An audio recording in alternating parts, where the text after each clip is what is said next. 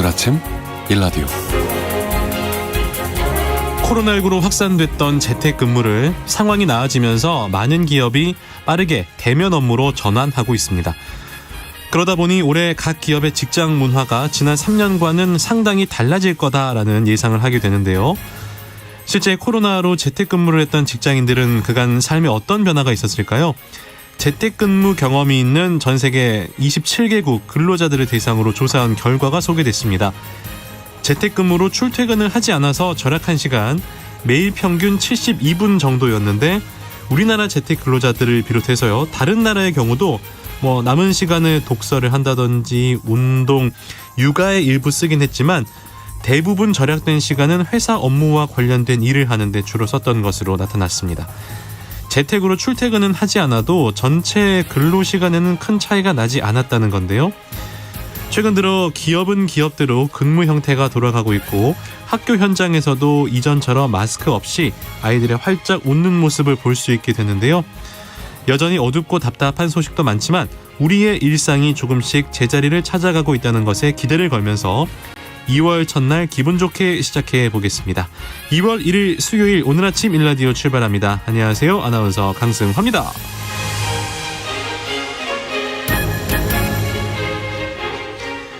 오늘 아침 일라디오 오늘도 생방송으로 함께하겠습니다. 방송에 참여하실 분들 단문 50원, 장문 100원이 드는 유료 문자 샵 9730 이용하셔도 되고요.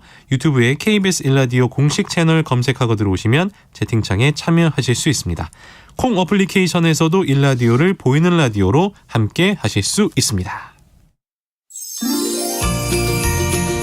유익한 정보와 살아있는 이야기가 있습니다. KBS 오늘 아침 일라디오.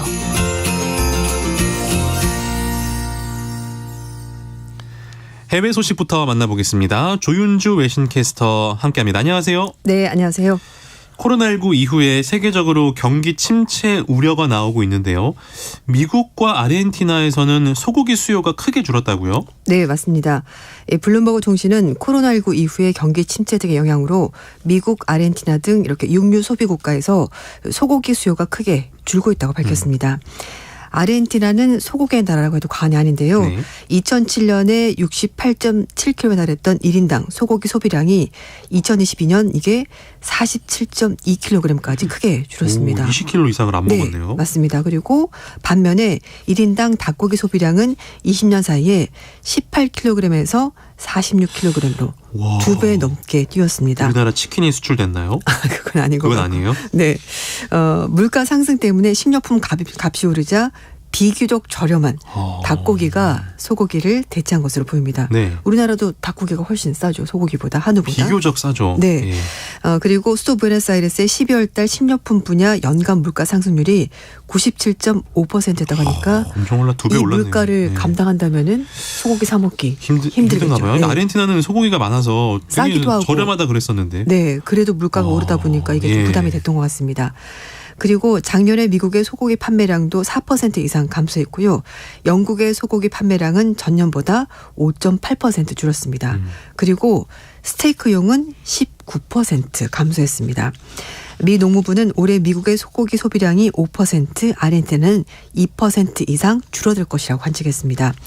한편 블룸버그 통신은 소고기 소비세 위축이 이 경기 침체에서 흔히 나타난 현상이지만 주요 육류 소비국들이 이렇게 빠른 속도로 소비량이 감소하는 것은 이례적이다라고 분석을 했습니다. 하지만 이 같은 추세가 장기적으로 지속될지는 아주 좀 신중한 입장이라고 하는데요. 경제 전문가들은 향후 10년간 인구가 늘고 아시아를 비롯한 신흥국의 육류 섭취량이 증감에 따라서 세계 일부 지역의 소고기 소비량은 앞으로 늘어날 수도 있다라고 전망했습니다. 지구 탄소 네. 절감을 위해서는 또 소고기 안 먹어야 된다는 얘기도 있고. 그것도 맞죠. 메탄가스가 많이 나온다고 하니까. 여러모로 또 좀 생각을 많이 하게 된 뉴스였습니다. 네. 일본으로 가볼게요. 일본이 농가에서 주로 사용할 수 있는 무인 자율주행 소형 트럭을 개발했다고요? 네. 그래서 이게 무슨 새로운 형태 트럭이 등장했나 그건 아니고요. 네. 우리가 왜 주로 많이 보는 1.5톤 트럭 네. 앞에 이제 운전석이 있고 뒤에 짐 싣는 네네. 그 트럭인데요. 네. 이제 거기 위에 카메라랑 장치를 달아가지고 무인 자율 주행이 가능하도록 그런 만든 트럭입니다. 네. 일본의 농업식품산업기술종합연구기구 농연기구가 무인 자율 주행 소형 트럭을 개발했다고 최근에 발표했는데요. 사이타마현에서 지난달에 트럭을 선보이는 시연회도 가졌습니다. 자율주행 트럭은요, 그 GPS 시스템에다가 위치 정보를 이용해서 운전자가 탑승하지 않더라도 스스로 주행하는 트럭인데 이 농연기구에 따르면은 무인 자율주행 소형 트럭은 세계 최초로 개발된 것이고요. 태블릿 단말기를 이용해서 주행 경로를 운전자가 조작을 할 수 있습니다. 사전에 지도 데이터상에 경로를 미리 입력해두면 트럭이 위치 정보를 기반으로 해서 자율주행으로 운행되는 방식입니다. 근데 이제 그 농가에서 사용하는 트럭은 일반적인 도로와는 좀 다르게 생각을 해야 되는 그쵸. 게 길에 고추를 말릴 수도 있는 거고. 네네 맞아요. 장애물들이 많을 텐데 이거 괜찮을까요? 네, 그래서 위치 정보의 정밀도가 떨어지는 뭐 중산간 지역 이런 데서는요, 이제 도로를 감지하는 카메라, 센서를 좀 더 많이 부착을 했다고 합니다. 뿐만 아니라 자체 탑재하고 있는 카메라 영상은 태블릿 PC를 통해서 농가가 직접 확인할 수가 있고 태블릿 단말기에는 이 밖에도 주행 위치, 주행 상황 이런 것들이 다 표시가 된다고 합니다. 농연기구는 이번에 트럭 개발을 위해서 일본의 자동차 회사인 스즈키 그리고 지도정보 회사인 제닌과 함께 공동으로 연구를 진행을 했는데 농연기구 측은 수확물이나 짐을 운반하기 위한 이 자율주행 트럭에 대해서 개발 요구가 있었고 그래서 농업 현장에서 지속적으로 이런 요구들이 있어서 개발을 하게 된 것이라 설명했습니다. 속도가 좀 느린 편입니다. 얼마예요? 일단 고정형이고요. 네. 시속 20km가 최대 속도라고 합니다. 제가 뛰는 거랑 비슷한. 그 짐을 메고 뛸 수는 없지 않습니까? 그건 그렇죠. 네, 그래서 조금 느리고요. 또 교차점에서는 일단 정지하도록 세팅이 되어 있습니다. 좋은데요. 네, 농연기구는 소형 트럭과 함께 원격 조정이 가능한 35마력의 소형 자율주행 트랙터도 이제 개발하고 있다가 이제 공개를 했다고 하는데요. 기존의 트랙터는 조작자가 직접 나가서 이제 감시를 해야 되는데 이번에 공개된 트랙터는 무인 트럭과 같이 시스템을 사용하기 때문에 완전히 원격 조정이 가능하다는 것이 특징이라고 합니다. 이제 경운 같은 농업 그 작업뿐만 아니라 네. 이동도 할 수 있도록 지시할 수가 있고요. 장애물을 감지해서 정지하는 기능도 갖추고 있다고 합니다. 우리나라에서도 자율주행 트랙터 개발이 진행이 되고 있는데 직진 자율주행이 가능한 레벨 2 수준이기 때문에 일본에서는 이게 완전히 무인으로 작업이 가능하기 때문에 우리보다 훨씬 더 단계가 높은 상황입니다. 하지만 실용화 시판화까지는 아직 뭐 언제라고 말하기가 좀 곤란한데요. 일본의 도로교통법상에서는 현재는 무인 농기계 공공도로 주행이 불가능하기 때문이라고 합니다. 이제 이제 사람이 없는 이런 기계가 공공도로를 다니려면 해당 도로에 일반 차량 통행을 못하도록 하는 사전 수속을 해야 되기 때문에 이건 좀 현실적으로 그럼 불가능하죠. 만들면 뭐합니까? 쓸 수가 없는. 일단 법부터 좀 바꿔놔요. 네, 일단 만들었고 아. 이제 안전에 좀 더 테스트를 많이 거칠 것이고 기술력을 좀 자랑하는 그런 네, 뉴스였군요. 맞아요. 일본 소식 하나 더 볼게요. 일본이 캠핑족을 위해서 지역 농산물을 캠핑장까지 직접 배달해주는 서비스를 제공한다고요? 네, 맞습니다. 좋은데요, 이거. 네, 우리나라뿐만 아니라 뭐 미국, 일본, 중국도 전 세계적으로 사실 이 코로나 거치면서 캠핑 가는 인구도 좀 많아졌거든요. 엄청 늘었어요. 네, 사람들과 좀 거리두기가 가능하니까 네. 그래서 이렇게 캠핑족이 늘어나면서 일본 농협이 이 캠핑족을 잡기 위해서 새로운 판매 전략을 세웠습니다. 일본 농협 이바라키가 일본의 한 아웃도어 산업 관련 벤처기업과 함께 캠핑장 이용객들에게 농협 로컬푸드 직판장의 농산물을 직접 배송해준 서비스를 2월 달부터 시작을 한다고 합니다. 캠핑 열풍이 불면서 이제 가벼운 마음으로 캠핑을 즐기는 소비가 늘어나는데 이렇게 지역에서 직접 식자재를 제공해주기 때문에 굉장히 장점이 될 것 같습니다. 예. 이용법 간단합니다. 소비자가 캠핑장을 예약할 때 지역산 농산물이 포함된 옵션을 선택하기만 하면 되는데요. 그러면 업체가 농협 직판장에 발주를 넣어주고 직판장이 바베큐용 고기, 채소를 세트로 구성해서 캠핑장에 보내주는 시스템입니다. 2월 달부터 이바라키 현에 있는 캠핑장 6곳에서 이 서비스가 시작된다고 합니다. 사실 그 캠핑을 하시는 분들은 뭐 짐을 다 싸가잖아요. 먹을 것도 그쵸. 다 싸가. 그래서 사실은 그 지역의 경제에는 큰 도움이 안 된다라는 이야기도 있었는데 맞습니다. 이렇게 이제 지역 농산물이 캠핑장으로 배달이 되면 지역에도 도움이 되고 캠핑하시는 분들도 좀 짐을 줄일 수 있어서 굉장히 편리할 것 같아요. 네, 맞습니다. 캠핑 저도 한때 엄청 열심히 다녔었는데요. 예. 사실 그 이사 가는 수준으로 짐을 가져가야 되거든요. 그런데 이제 그 주변에 도움이 하나도 안 된다고 하더라고요. 그렇죠. 돈을 안 쓰니까. 예. 캠핑장에 그냥 빌리는 사용료만 주고 막 그러니까요. 다 싸가니까요. 예. 근데 말씀하신 건 이렇게 되면은 지역 농산물도 쓸 수가 있고 우린 또 장을 안 봐도 되니까 편하대. 굳이 예. 편하니까요. 그래서 식문화 등 지역 매력을 대자연속에서 마음껏 느낀다는 그런 장점도 있고 또 지방자치단체도 농협과 함께 홍보를 할 수가 있기 때문에 좋습니다. 좋네요. 네, 그래서 이바라키현은 이 시스템을 제공하는 캠핑장을 소개하는 웹사이트를 특별 제작했다고 합니다. 일본 농협은 업체 측과 이 같은 시스템 구축과 확대가 지역의 농축산물의 소비를 좀 더 결여할 것을 기대하고 있고요.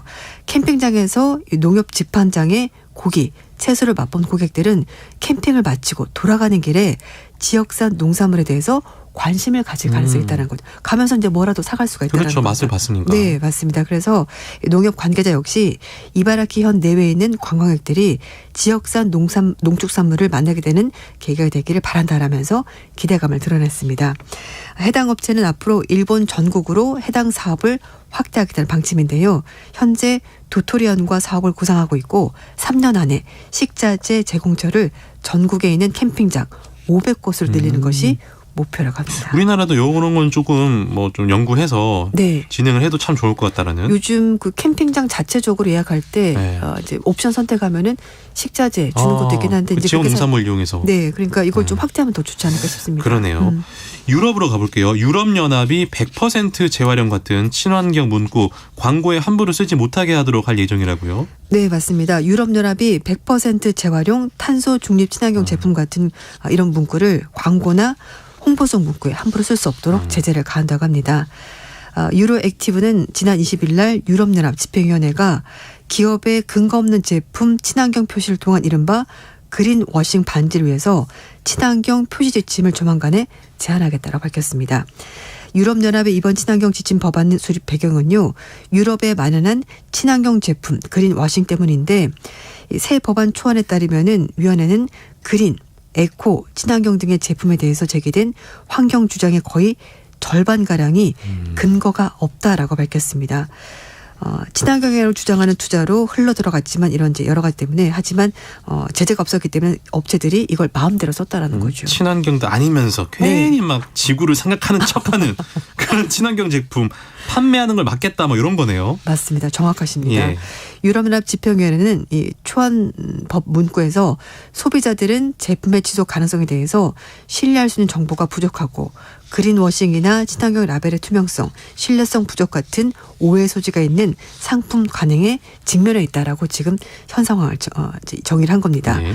2019년에서 이제 2050년 보면은 기후 중립 목표 달성을 위해서 사회 전 분야에서 이제 정책적으로 유럽 그린딜 이걸 하고 있는데 녹색 주장을 하는 기업들은 환경에 미친 영향을 평가하기 위해서 표준 방법 그리고 이걸 대조해서 정확하게 앞으로 입증을 해야 된다라고 증거를 대라. 네, 맞습니다. 얼마나 친환경적인지 수치를 대라 이렇게 되는 겁니다. 특히 이걸 위반할 경우에 허위 광고를 통한 제품 판매를 통해서 발생하는 경제적인 이익 이런 것들을 회수할 것이고 잠재적 환경 피해에 대한 고려에 대해서 페널티도 부과가 될 것이다. 이렇게 얘기를 하고 있습니다. 유럽연합 집행위원회는 앞서서 2020년부터 그린워싱 방지를 위한 논의를 본격적으로 시작을 했고요. 작년 3월 달에 초안을 발표할 예정이었는데 환경 주장을 검증하기 위한 방법론에 대해서 합의가 부족해서 여러 차례 연기가 된 거라고 합니다. 현재 유럽연합에서는 200개 이상의 환경 관련 에코라벨이 있는데요. 각각 에코라벨은 서로 다른 측정과 방법론을 의존하기 때문에 일단 이거부터 일어나는 것이 중요할 것 같습니다. 유럽연합 집행위원회는 기업들이 환경적 주장을 입증하도록 강제하는 제안을 오는 3월 30일 상정할 준비를 하고 있다고 합니다. 그렇군요.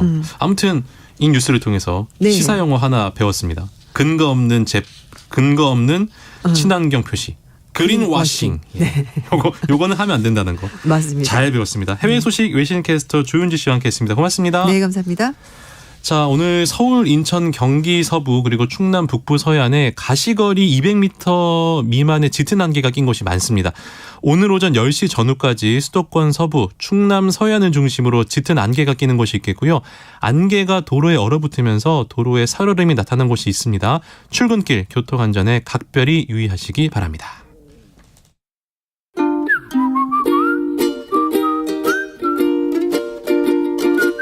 오늘 아침 일라디오 강승화 아나운서의 진행으로 듣고 계십니다.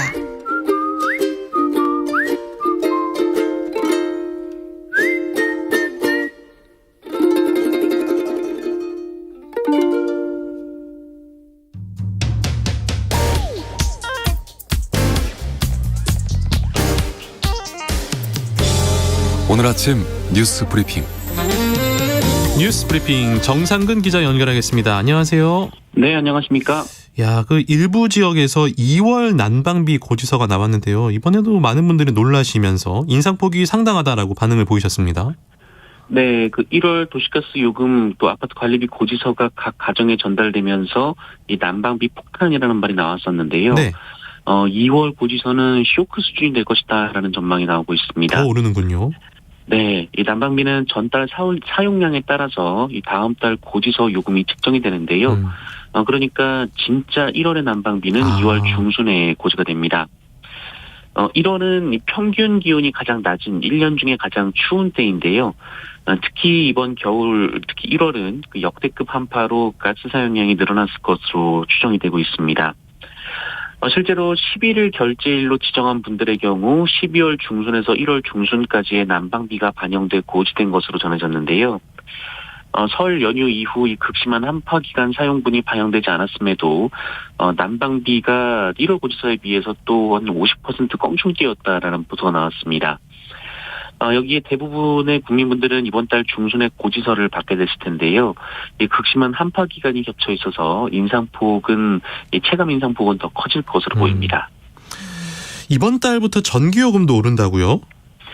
네, 올해 1월 전기료 인상폭은 이 킬로와트 시당 13.1원으로 42년 만에 가장 높은 인상폭을 기록했습니다. 네. 때문에 난방비에 인상된 전기료까지 관리비 고지서에 적용되는 이번 달은 부담이 상당할 것으로 보입니다. 특히 1월도 여름 못지않게 전력 사용량이 많은데요. 전기난로나 온풍기, 전기장판 같은 난방용품이 전기를 많이 잡아먹기 때문입니다. 특히 가스 사용량은 날이 풀리면서 좀 줄어들 여지가 있습니다만 전기 수요는 여름 날씨가 빨라지면서 더 큰 부담으로 되돌아올 수 있다라는 우려가 나오고 있습니다. 지금 오른다는 뉴스만 전달드려서 참 속상한데 서울 네네. 중형택시 기본요금도 오늘부터 오르는군요. 네, 오늘 새벽 4시부터 서울 중형택시 기본요금이 1,000원 올라서 3,800원에서 4,800원이 됐습니다. 택시 심야할증이 최대 40% 인상된 지 2달 만인데요. 또한 기본거리도 2km에서 1.6km로 줄어들고 이 거리당 요금은 100원당 132m에서 131m로 또 시간당 요금은 100원에 31초에서 30초로 줄어들어서 이 체감 인상폭은 더 클 것으로 보입니다. 서울의 대형 모범 택시 역시 기본요금이 현행 3km당 6,500원에서 7,000원으로 500원이 올라갑니다. 또한 오는 4월 이 지하철과 버스 요금 인상도 예고돼 있는데요. 현재 카드 기준으로 지하철 요금은 1,250원, 시내버스 요금은 1,200원인데 여기서 300원에서 400원 정도 인상하는 안이 검토되고 있습니다. 서울시는 이달 10일 공청회를 열고 요금 인상 폭과 시기를 확정할 계획입니다. 네. 한편 정부가 난방비 지원을 일단 서민층부터 확대하기로 했다고요?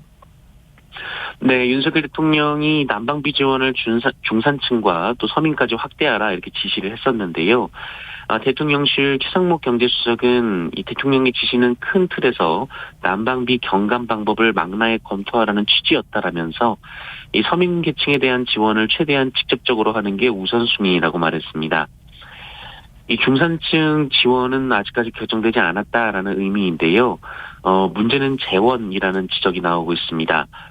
이미 지원이 결정된 취약계층 117만 가구에 들어가는 돈이 1,800여 원에 이르는데 이 중산층이라고 볼 수 있는 이 소득 하위 80%까지 지원을 한다면 10배가 훨씬 넘는 돈이 필요하기 때문입니다.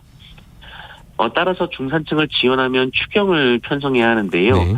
이 국민의힘은 정부 재정 건전성을 위해 이 추경을 편성하지 않겠다며 민주당의 추경 편성 요구를 이 포퓰리즘이라고 비판했었기 때문에 이 여권의 고민이 깊어지고 있습니다.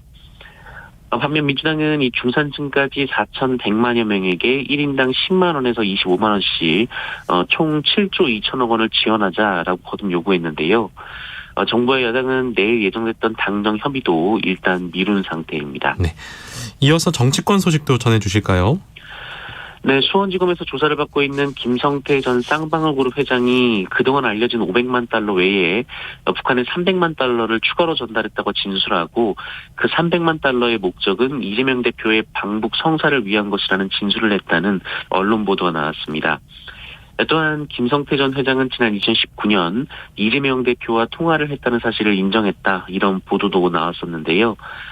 이에 대해 이재명 민주당 대표는 검찰의 신작 소설이라며 종전의 창작 실력으로 봐서는 잘 안 팔릴 것이다라고 일축했습니다. 이 국민의힘에서는 당대표 출마에 장고를 거듭하던 유승민 전 의원이 어제 불출마를 선언했습니다. 유승민 전 의원은 SNS에 아무 의미가 없다라는 말을 했고요. 또 폭정을 막고 민주공화정을 지키겠다라고 밝혔습니다.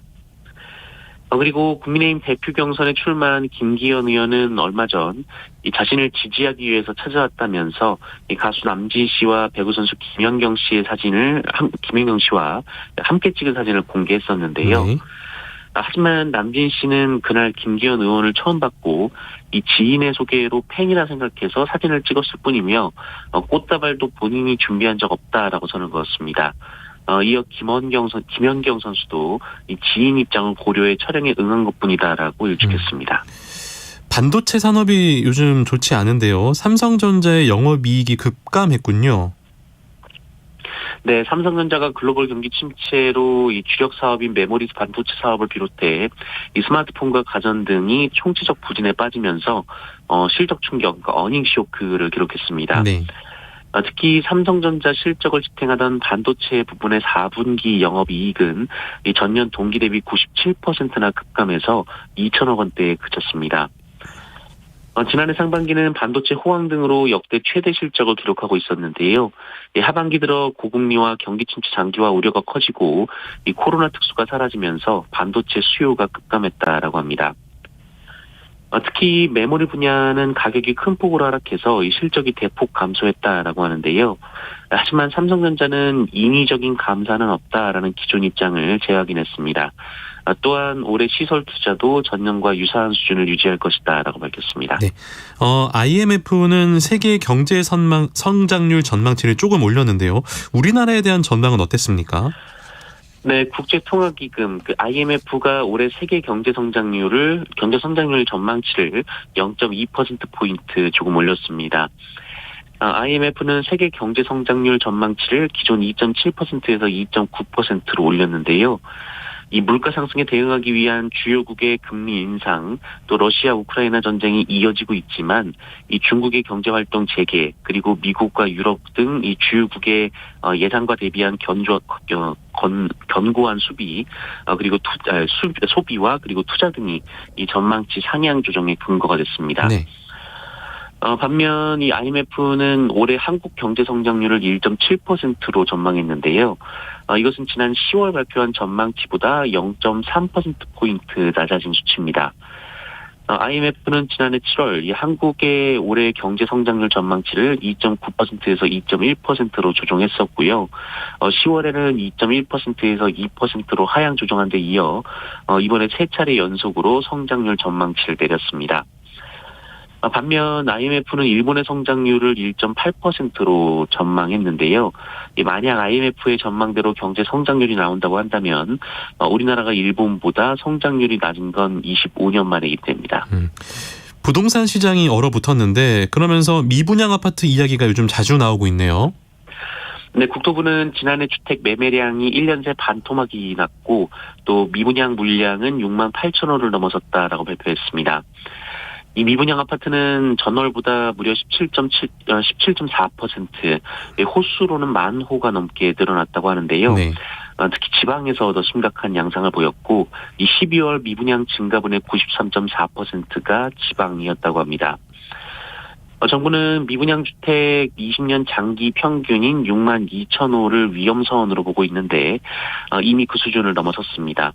다만 원희룡 국토교통부 장관은 그 일반 미분양인 물량이 늘어난다고 해서 모두 주택시장 위기로 볼 필요는 없다라고 말했는데요. 아직까지는 정부가 직접 미분양 물량 매입에 나서지는 않을 것이다라는 의미로 해석이 되고 있습니다. 네. 세월호 유족에 대한 국가의 2차 가해에 대한 배상 판결이 확정됐나요? 네, 세월호 참사 유족들에게 국군 기무사령부 등 국가기관이 2차 가해를 저질렀다는 국가 배상 판결에 정부가 상고하지 않기로 했습니다. 앞서 서울고법은 세월호 참사 유족 228명이 국가와 청해진 해운을 상대로 낸 손해배상 소송 항고심에서 기존의 손해배상액에 더해서 기무사의 유가족 사찰이 2차 가해에 해당한다고 보고 이에 대한 추가 위자료 지급을 판결한 바 있습니다. 이에 법무부는 세월호 참사에 대한 국가의 책임이 명백히 확인된 이상 신속하게 재판을 종료해서 이 피해를 회복시키려는 취지다라고 항소 포기 배경을 설명했습니다. 네. 한편 일본 후쿠시마 바닷물이 우리나라에서 방류된 사실이 있었습니까? 네, 바다를 오가는 선박은 이 무게중심을 잡기 위해서 이 평행수라고 불리는 바닷물을 싣고 다니는데요. 네.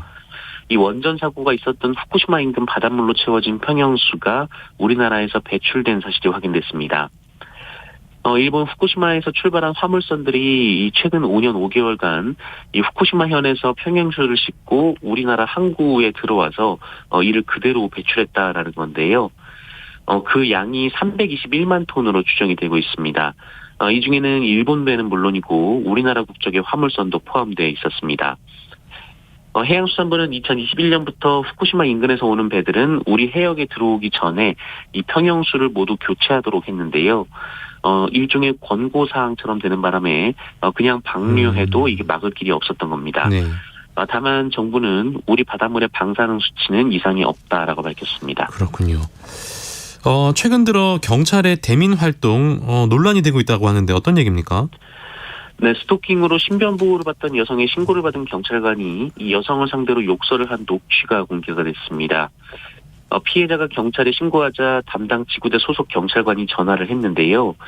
신고 응대를 위한 전화가 아니라 실수로 전화를 걸었고 해당 경찰은 여성이 듣고 있는 중에 여성의 실명을 언급하며 폭언을 했습니다.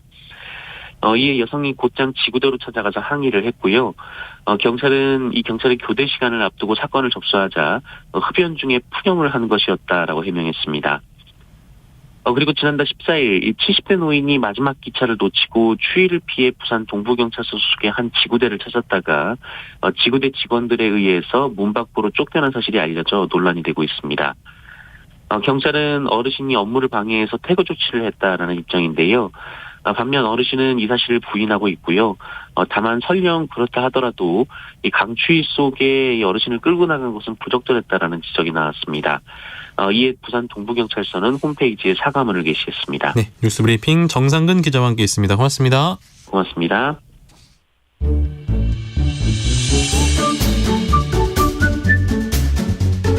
아침을 여는 기분 좋은 습관. KBS 오늘 아침 1라디오.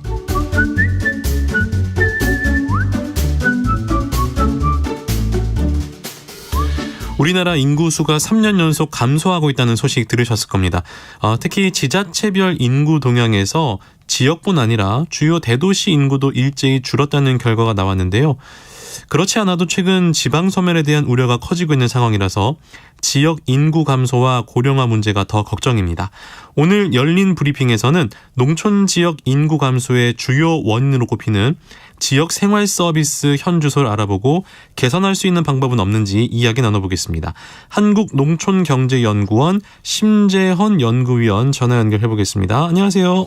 네, 안녕하세요. 네, 안녕하세요. 네. 지난달에 열린 올해 농업전망 대회에서 지방 소멸 문제와 농촌 생활 서비스 부족과 관련해서 연구를 발표하셨는데 도시민과 농촌 주민들이 각각 더 많이 이용하는 생활 서비스 어떤 차이가 있던가요? 네, 도시에 사시던 농촌에 사시던 사람이 사는데 필요한 서비스는 비슷한 것 같습니다. 농촌에 사셔도 병원에 가셔야 하고 아이들도 학교나 학원에 보내야 하고 그렇죠. 옷도 사 입고 음식점도 가서 가끔씩 식사도 하셔야 되고 금융기관이나 관공서에 가서 일을 보셔야 합니다. 다만 농촌이 도시보다 고령화가 좀 더 심하다 보니까 노인복지 관련 시설이라든지 임의용 시설, 목욕탕 등 생활 편의 시설 등의 이용이 많았고요. 금융기관이나 행정기관 등의 이용률이 도시민보다 상대적으로 조금 더 높게 나왔습니다. 네. 반면에 도시민들은 도서관, 미술관, 박물관 등 전시시설과 도시공원과 같은 문화여가시설 그리고 대중교통 관련 시설이 농촌 주민보다 더 이용률이 높았는데요. 이는 농촌 주민이 덜 이용하는 게 아니라 농촌에 상대적으로 시설이 없거나 적어서 이용률이 낮다고 보시는 게 맞는 것 같습니다. 그렇군요. 그 지역에 계신 분들을 방송을 통해서 만나보면 다른 것도 좀 불편하지만 특히 지역의 교통 문제를 아쉬워하는 경우가 많으셨는데요. 대중교통 수단과 관련된 조사 결과도 있었습니까? 예, 농촌의 읍면은 도시인 동에 비해서 한 12배 정도 더 넓은 면적을 지니고 있습니다. 네. 필요한 서비스가 마을을 넘어 읍내나 면소재 등에 좀 멀리 있더라고 하더라도 편리하고 안전하게만 이동할 수 있다면 불편함이 좀 많이 줄어들 것 같은데요. 모두 다 차량을 소유하고 이용하는데 부담이 없겠다면 좋겠지만 농촌의 현실은 그렇지 못한 상황인 것 같습니다. 특히 고령화가 심한 농촌이기에 자가용 차량 이동보다는 대중교통을 이용한 이동이 더 많은데요. 통계청의 농림업 총조사라는 데이터가 있는데 2002년 자료에 따르면은요. 2020년이요? 농촌 지역에 2020년 네. 37,563개 행정리 중에서요. 한 2,200여 개의 한 5.9%가 대중교통이 운행되고 있지 않고 있고요. 시내버스가 하루에 1회에서 3회만 운행하는 행정리까지 포함하면은 농촌 지역의 대중교통 취약 지역이 약 7,635개, 전체 마을 중 20.3%에 달하고 있는 것으로 파악이 되었습니다. 이는 2015년에 조사한 취약 지역 5,269개보다 6%포인트 증가한 수치로 대중교통 접근성이 점점 더 열악해지고 있음을 파악할 수 있었고요. 특히 인구 감소가 큰 전남이나 경북 등에서 대중교통 취약 지역이 더 늘고 있어서 걱정입니다. 그렇군요. 특히 이제 지역에서는 아예 없기 때문에 접근조차 할 수 없는 서비스도 많을 것 같은데 그런 것들은 어떤 것들이 있습니까? 네, 요즘 인구 감소, 특히 저출생에 대해서 국가적 관심이 매우 높습니다. 농촌 지역에는 여성 인구가 적어서 그렇지 도시에 비해서 출생률은 상대적으로 훨씬 더 높습니다. 그런데 작년 기준으로 보면은요, 농어촌 지자체 중에 63개 시군에서는 분만 가능한 산부인과가 없는 것으로 조사가 되었고요. 네. 분만 산부인과뿐만 아니라 병원이 없는 읍면이 한 1,400여 개소, 의원이 없는 곳은 740여 개소, 약국이 없는 곳도 650여 개소에 달합니다. 심지어는 임용실, 목욕탕이 없는 읍면도 170여 개나 되시고요. 밥을 사드실 곳도 없는 읍면도 270여 개소에 달하는 실정입니다. 근데 이것을 읍면이나 시군 단위로 살펴봐도 이 정도인데 네. 농촌 마을 단위로 살펴보면은 부지기수의 마을에서 각종 서비스를 접근하는데 어려움이 큰 것 같습니다.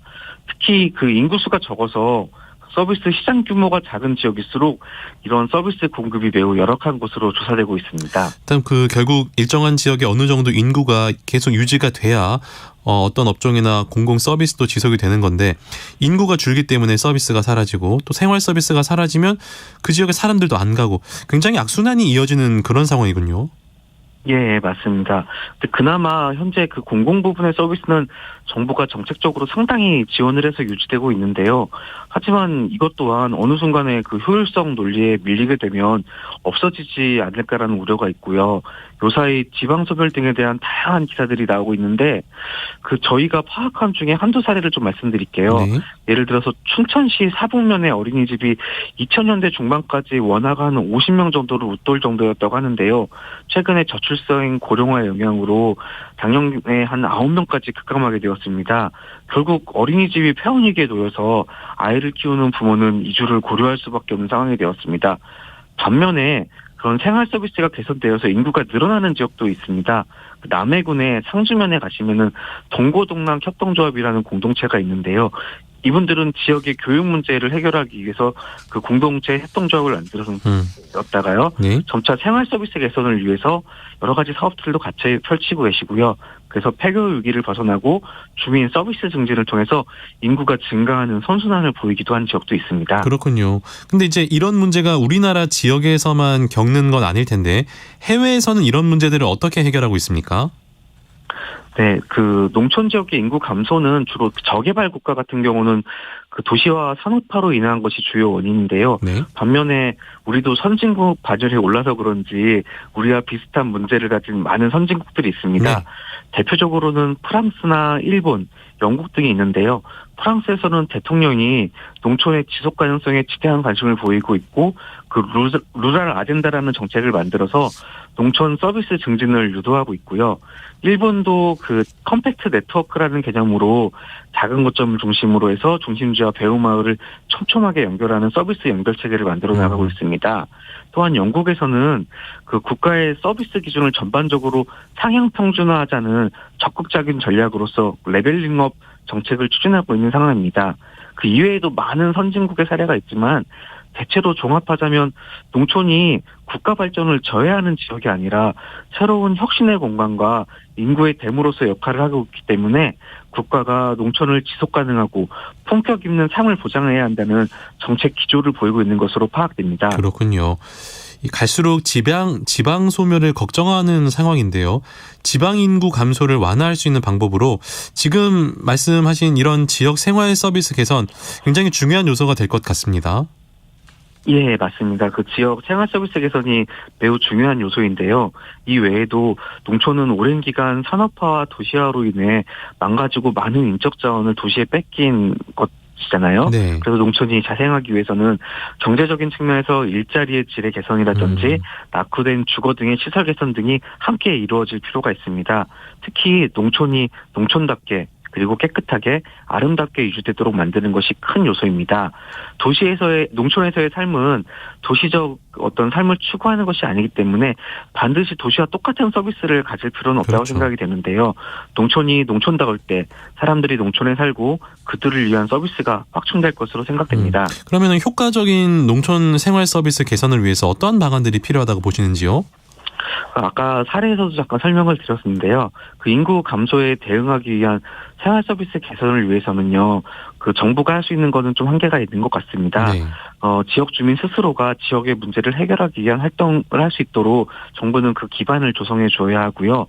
그 자율적인 주민 주도의 활동을 지원하는 한편 또 외부의 도움이 필요하면 그 도시민들도 인구 감소 지역 혹은 농촌 지역에서 활동할 수 있도록 하는 재정적인 지원 등이 마련되면 좋겠습니다. 그래서 이러한 차원에서 그 요즘 유행하는 새로운 인구 개념으로 관계 인구를 좀 제시를 하려고 하고 있고요. 저희가 네. 그 이를 활용하는 방안은 좀 괜찮은 시도라고 생각이 됩니다. 그 향후에 정책 방향이 이런 관계 인구들을 유치하려는 지자체의 경쟁이 아니라 그들이 활동할 수 있고 지역 발전에 기여할 수 있는 환경을 제공하는 것이 필요하고요.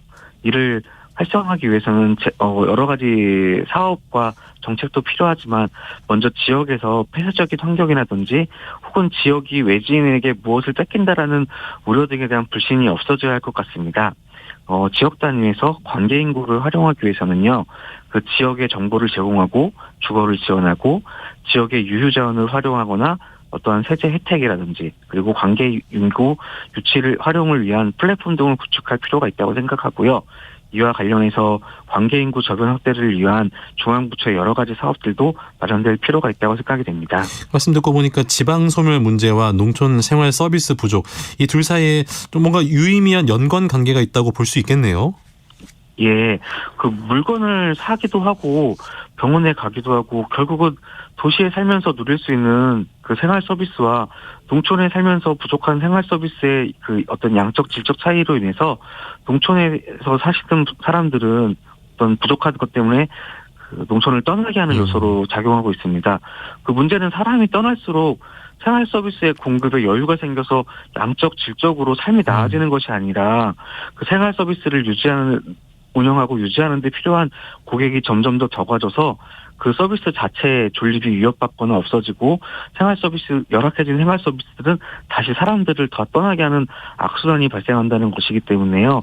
이런 것들은 다 그 동시에 개선될 필요가 있는 것 같습니다. 그러네요. 충분히 공감하는 그런 말씀이셨습니다. 열린 브리핑 오늘은 농촌 지역 인구 감소의 주요 원인으로 꼽히는 지역 생활 서비스 상황을 알아봤고요. 개선점에 대해서 이야기 나눠봤습니다. 한국농촌경제연구원 심재헌 연구위원이었습니다. 고맙습니다. 예, 감사합니다. 네, 오늘 아침에 나올 때 보니까요, 바닥에 물기가 있는 게 뭔가 싶더니 안개 때문이더라고요. 정말 안개가 좀 많이 끼어 있습니다. 오늘 오전까지 수도권과 충남권, 전라, 서해안을 중심으로 안개 끼는 곳이 많겠습니다. 지역에 따라서는 가시거리 200m 미만의 짙은 안개도 예보가 돼 있습니다. 해당 지역에서는 출근길 이동하실 때 운전하시는 분들 속도 줄이시고 안전운전 하시길 바랍니다. 오늘 날씨는 비교적 온화한 날씨를 보이겠는데요. 밤부터는 좀 추워진다고 하네요. 내일과 모레 아침은 오늘보다 기온이 크게 떨어진다고 합니다. 오늘 아침 일라디오 오늘 순서 여기까지입니다. 저는 내일 아침에 다시 돌아오겠습니다. 아나운서 강승화였습니다. 고맙습니다.